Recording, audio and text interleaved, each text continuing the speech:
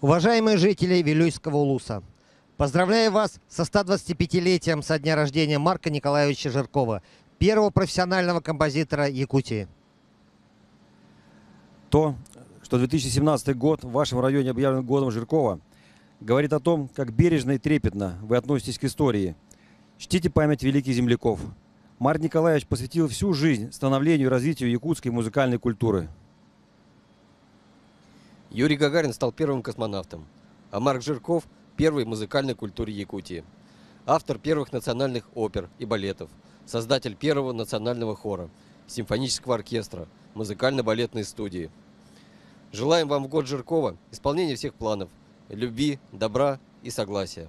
Борт-инженеры 50-й экспедиции на Международную космическую станцию Андрей Борисенко. Олег Новицкий. и Сергей Рыжиков.